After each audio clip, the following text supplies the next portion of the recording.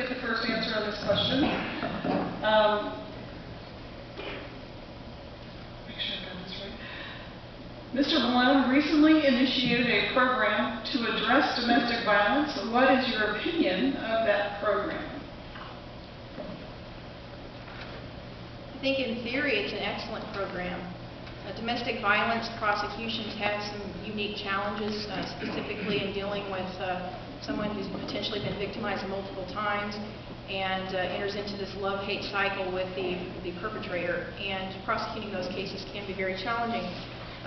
My biggest concern about it is that I don't believe that the grant program has been implemented and administered in the way it was intended to be. We have a event in Dodge City every Thursday afternoon called Criminal Docket. Criminal Docket is the first and sometimes second stop for every criminal case in Ford County. When I say every criminal case, of course I'm referring to district court cases, felonies, things that don't go through city court. There was money set aside to hire a specialist domestic violence prosecutor, and my understanding is that position initially was put out in the paper that it was to be filled by April 1st. There was some considerable delay. At some point in time, I believe a hire was made, but the thing that concerns me is I've never seen this person step foot in the courtroom. I've seen a lot of domestic violence cases called on Thursday docket. I don't know where this person is. I don't know what they're doing. My understanding is that it's an unlicensed law student. So I have a concern that those dollars are not being utilized the way they were intended to be used. Before you can employ and put a domestic violence prosecutor to work, you have to hire them. And this grant, the position opened up on April 1st. However, we couldn't hire someone by April 1st. You might recognize that we are geographically challenged to hire in April or March or April isn't the best time to hire attorneys because they don't graduate till May, the new ones. So we initiated a search and had fantastic applicants. First time, I believe the quality of applicants is just getting better because I think they like the way the office is handled, and they're getting more paid based on an entry level because of the salary that I gave them.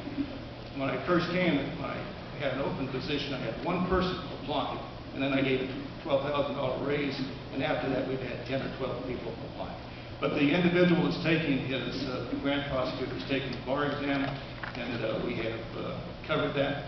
In my unique position as a city prosecutor, I'm starting to transfer all the cases from the domestic battery cases from the city court to the district court, so we can actually focus and have a consistent approach to domestic violence for once in this county.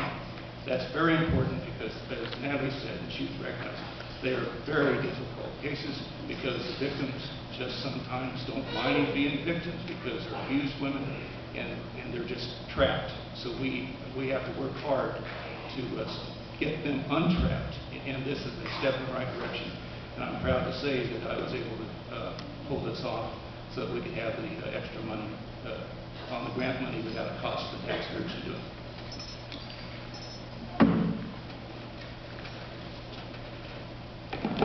I understand that Dodge City is sometimes challenging in terms of recruitment, especially if you're looking for employees who are not from around here. I was very lucky. I was from around here when I came back after finishing a law degree. I knew exactly where I was going and why, and that's, I believe, the number one reason that I stayed, not necessarily the pay, although everybody needs to earn a paycheck and support their family. The concern that I have is this grant initially starts out as a one-year program. This person is, as he said, I guess they haven't taken the bar and they're not certified, they're not licensed. By the time they get here, my concern is that the grant program administration is going to say, you didn't utilize these funds, certainly didn't utilize them on somebody who's actively prosecuting domestic violence cases, because the year ends in December.